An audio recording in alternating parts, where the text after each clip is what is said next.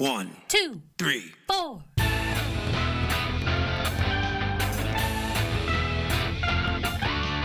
Monster movie. Fun time, go! Monster movie. Fun time, go. Monster. Movie. Fun time. Go! Monster movie. Fun time, go. With Precious D and Honeybee. Fun time, go! Ladies and gentlemen, boys and girls, friends and neighbors, welcome back to 31 Days of Horror.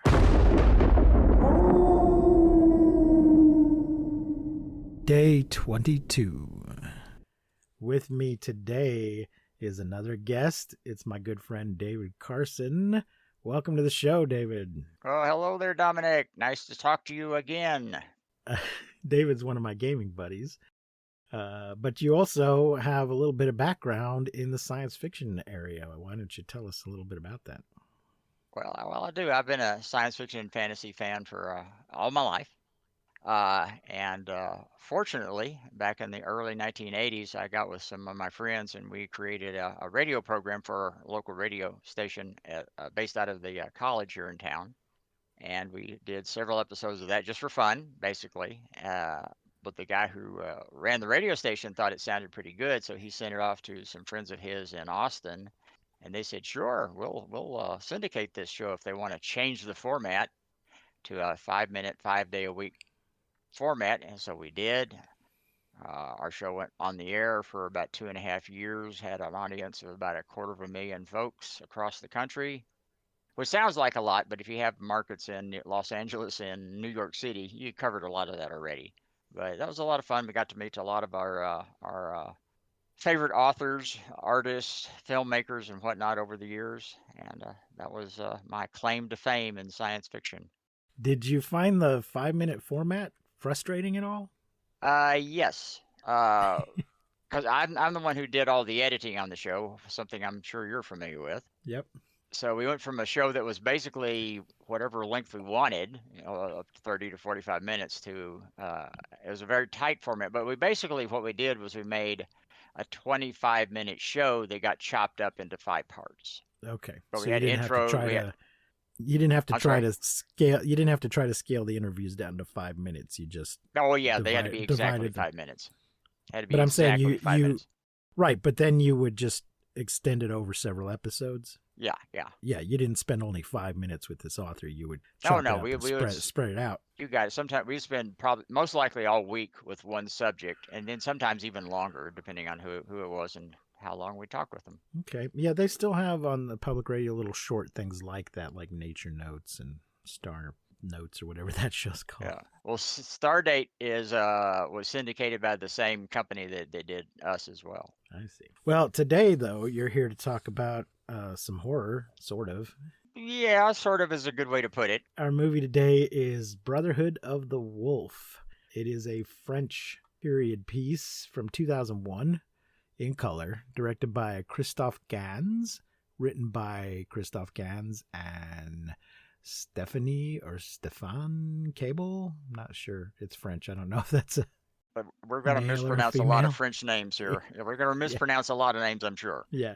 It stars Samuel Labian as Knight Gregory de Fronzac, Vincent Cassel as Jean-Francois de Morganez, Emile Dequin as Marianne de Morganez, Monica Bellucci as Sylvia, Jeremy Renier as Marquis Thomas Dapsher, Jacques Perrin as older Thomas Dapsher and the narrator, Mark Dacascos as Manny. Mark Dacascos is maybe best known these days as the chairman on Iron Chef. Wow, I did not know that. Yes, he is playing the Iroquois Mohican Native American character, and he himself is not any of those things. He's a bunch of other stuff. If you mix a bunch of things together, then you kind of come out looking like you can play anything you want. Well, good for him. He was born in Hawaii, and he is of Japanese, Philippine, Chinese, and Spanish ancestry.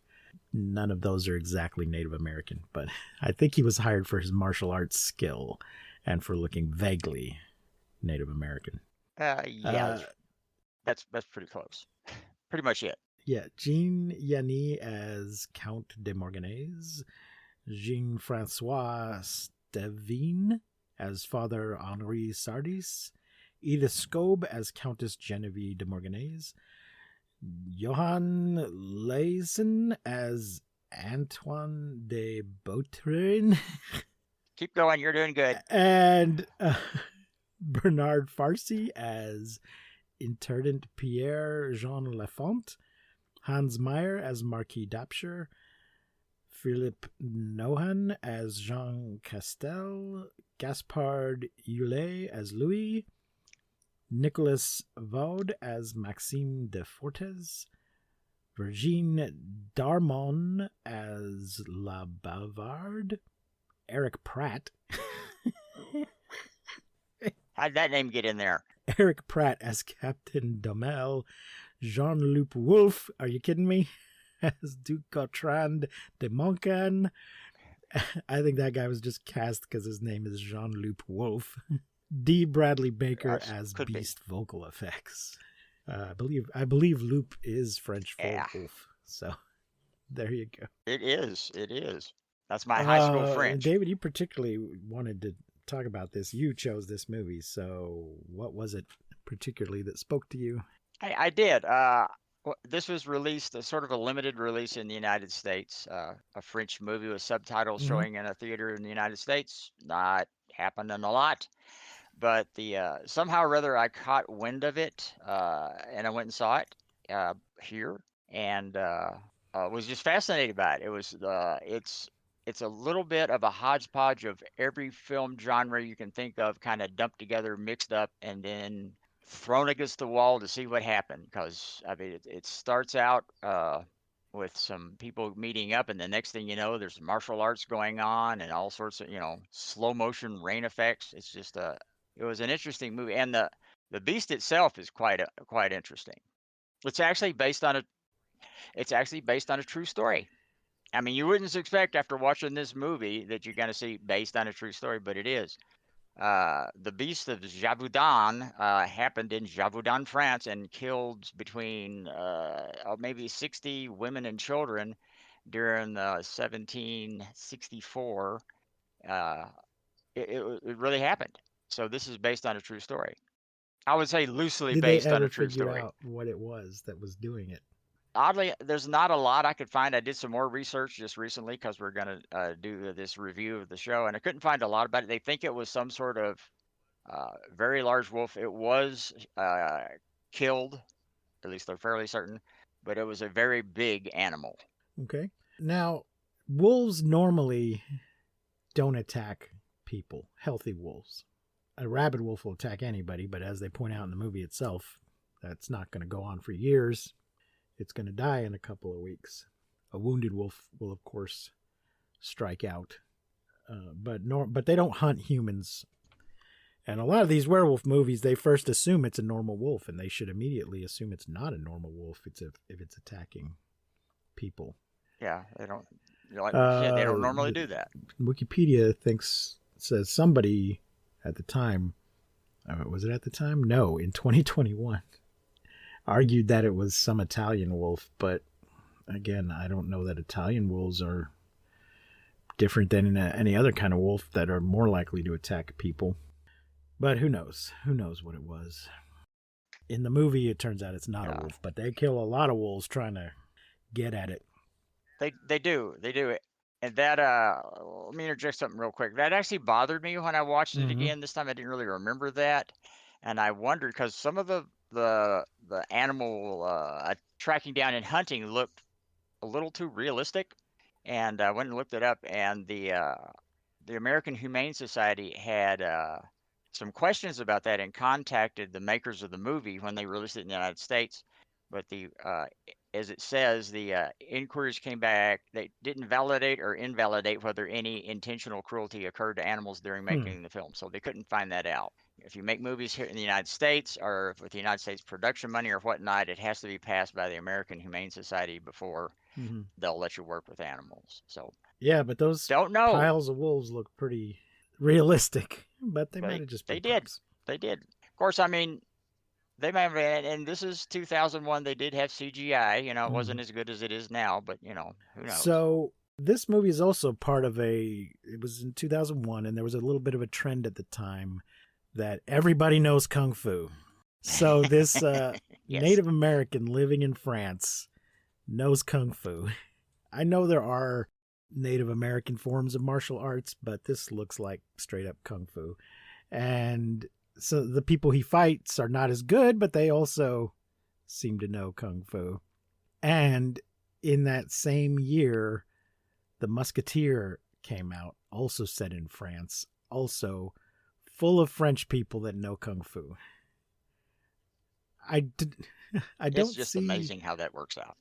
who the fight choreographer was on this, but I know in the Musketeer they absolutely hired some Hong Kong wushu choreographer to do that movie. Yeah. But that's one of the things that caught my attention when I think I saw a trailer for it before I went to see it, and I was like, "What the heck is this movie about?" So I had to go see it. Kung Fu monster movie. Well, shoot, IMBD. I don't see. I see stunts, but I don't see stunt coordinator or fight coordinator or anything like that listed. So I don't know. Anyway, it's somebody that knows kung fu that coordinated these fights. Yeah. And Dacascos, the guy that played Manny, the Indian character, is a martial arts expert. So who knows? He may have choreographed his own stuff. Richard Deo is some French guy, stunt coordinator, which is not necessarily the same as a fight choreographer, but I don't see a fight choreographer listed. Anyway, moving on. We're going to dive into the Wikipedia summary of this movie and see where that leads us. During the French Revolution, Marquis d'Apcher writes his memoirs in his castle. He recounts to 1764 when a mysterious beast terrorized the province of Gévaudan. Yeah, we start off with some Javadan. poor woman trying to chase down a lamb, and then something attacks her. This movie tries to make you think it's a werewolf movie, although they only say the word werewolf once. But they try to make you think there's something weird going. Well, there's something weird going on, but not something unnatural. Gregory de Fronsac, a knight and the royal naturalist of King Louis the 15th of France, and his Iroquois companion Mane arrive to capture the beast. And we see them arrive. Some guys dressed as women are harassing an old man and I guess his daughter, who may be Supposedly mute. his daughter, yeah. We never actually hear her speak throughout the film. Nobody mentions her being mute, but she has no lines.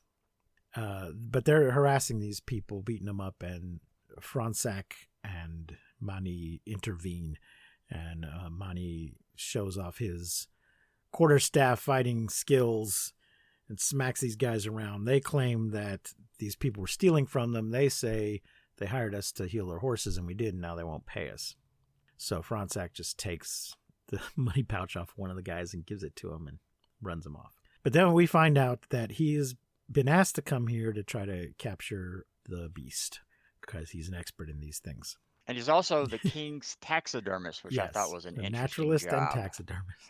I guess maybe when the king goes hunting, Yep. he wants his trophies mounted. Could be. It does factor into the movie later on. Fronsac becomes interested in Marianne de Morganais, the daughter of a local count, whose brother Jean-Francois was also an avid hunter and a world traveler whose arm was mangled and rendered useless while overseas. They kind of lead us to believe it's missing. Fronsac is also intrigued by Sylvia, an Italian courtesan at the local brothel. So he's trying to date this society girl, but he's also banging prostitutes on the side. So, which is very French, I guess. It is kind of, but she ends up being more than just one of the ladies at the brothel. As the movie I meant to goes ask on. you, David, did you watch the subtitles or the dubbed version? I've watched it both ways. When I saw it in the movie theater, I'm pretty sure I'm pretty sure it was in French with subtitles, and Yeah. then I've watched it that way on video, and I've also watched the dubbed version, which is a pretty decent dubbed job Yeah. of the movie. They did a pretty good job. I saw it in the theater when it came out, and now that you mention it, I cannot remember if it I'm was not sure either. subtitled or not. But I did watch the dubbed right now because I just couldn't be bothered to read. And yes, it is a very good job. It wasn't distracting, because if it had been bad, I would have just switched to the French. Yeah. But I really noticed how good the dub job was, both the performances and the matching up with the lips. While investigating another victim, Franzak finds a fang made of steel. Man, they're just jumping over a lot of stuff here. There's a whole scene where he's having dinner with all the society people, and he tries to fool them with a story about a fish that he found in Canada that was covered with fur, and then he presents the fish that he has mounted in a little box. And one of the guests calls bullshit on it, and he admits, yeah, it's just a fake. It's just because he is a taxidermist. Yep. So, although I thought he said something that indicated a friend of his had made it. I don't know. It's not important. But it's the kind of nonsense that P.T. Barnum would put in his museum. yeah. Anyway, while investigating another victim, Franzak finds a fang made of steel. A traumatized child witness swears that the beast was controlled by what seemed to be a human master.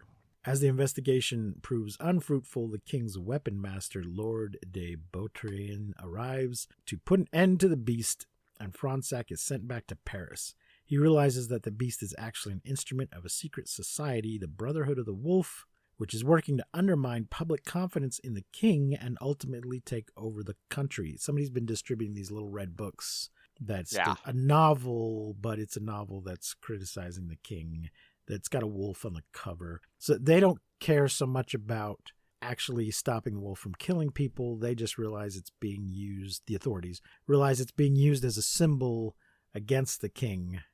So they want him to just stuff and mount a normal wolf that they've found and tell everybody it's the beast so that they can put an end to this propaganda campaign. Yes. Back in Gévaudan, the attacks by the real beast continue, and Franzak returns to put an end to the beast's killings. At a secret rendezvous with Marianne, they are attacked by the beast, where it mysteriously refrains from attacking her. And this, I think, is the first time we get a real good look at the thing. Yeah. And we can kind of tell that... we're about halfway into the movie, too. Yeah. We can tell that it's some creature that's had stuff put on it. It's been put in a costume. Yeah. Well, it's very unusual looking, that's for sure. It's got big spikes on it. It's got big iron jaws attached over its real jaws. And we get a look at its eye through the mask it's wearing, and that's the first time we get an indication that it's not a wolf. I don't think anybody in the movie ever comes right out and says what it is. No, they don't, but you can sort of tell it's a big cat. It's probably a lion. It's a lion. Well, they use the word cub at one point.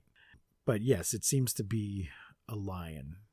The glimpse of the eye we get and a little bit of fur around the eye, you can kind of tell that's what it is. Chegou a melhor parte do podcast. É hora de provar a melhor Coca-Cola.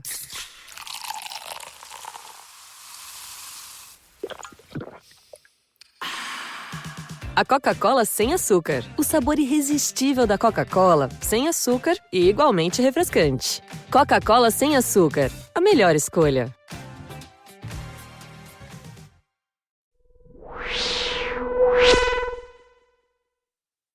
Franzak, Manny, and a young Marquis set out into the forest and set up an array of traps to capture the beast.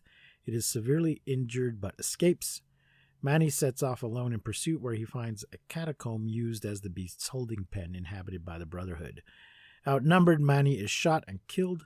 Franzak discovers Manny's body and performs an autopsy, finding a silver bullet, Jean-Francois's signature choice of ammunition. He mentioned this earlier, that he likes to sign his kills, which is... Yeah, sign his bullets when he makes them, yeah. Which is stupid. Yeah, he uses silver bullets just as his signature, and then he's going and doing secret society shit and shooting people when everybody knows he uses silver bullets. That's dumb. Does it make it very secret when you do that? In a fit of rage, a vengeful Franzak goes to the catacombs and slaughters many members. This is where we find out that he knows Kung Fu. but is overpowered by the local authorities and imprisoned. Sylvia visits him in jail and reveals that she is a spy for the Holy See. She explains that Henri Sardis, the local priest and leader of the Brotherhood, believes that he is restoring worship of God to France. Pope Clement XIII has decided that Sardis is insane and has sent her to eliminate him. She then poisons Fronsac, saying that he knows too much. Meanwhile, Jean-Francois comes to Marianne's room and reveals to her that he is the beast's master. It recognized her scent on her when it came near her. It recognized his scent on her when it came near her, which is why it did not attack. He then rapes her when she rejects his advances. So we get some incest here, which was unpleasant, but also kind of French. He also shows that his arm is not missing or half missing. He's just been keeping it tied up behind him. Why?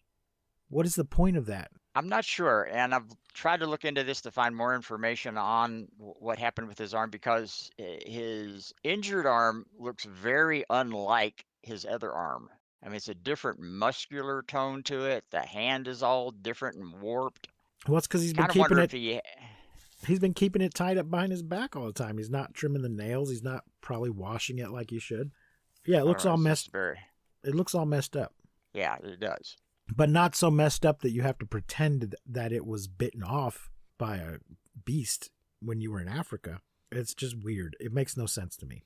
The only purpose is that when people catch a glimpse of the guy controlling the beast, they can see that he has two arms. But I don't think he's been doing this for years just to throw suspicion off of himself. It's a little unknown, yeah. It doesn't make any damn sense. That was my least favorite part of the movie. Sylvia's agents exhume Fronsac, who has not been killed but merely put into a temporary coma, and he appears at one of the Brotherhood's sermons. He kills several members, including Jean-Francois, who reveals that he has regained use of his supposedly mangled arm. Sardis escapes into the mountains but is mauled to death by a pack of wolves. Fronsac and Marquis go to the beast's lair, where it lies severely wounded. It turns out the beast was a lion that Jean-Francois brought back from Africa as a cub that was tortured into becoming vicious and trained to wear spiked metal armor. Fronsac takes pity and kills the beast in an act of mercy. And then the movie just keeps going. It does, but that part is, I thought it was a little maybe poignant right there, because when Fronsac finds the beast, it is wounded, it's just lying there, and he actually rubs the beast's eyebrow and then puts his hand in there where his jaws are, and the beast licks his hand. Yeah. And then he basically shoots it and puts it out of its misery. So the real beast isn't the creature, it's actually the people who are controlling the creature. Yes, the real monster is man.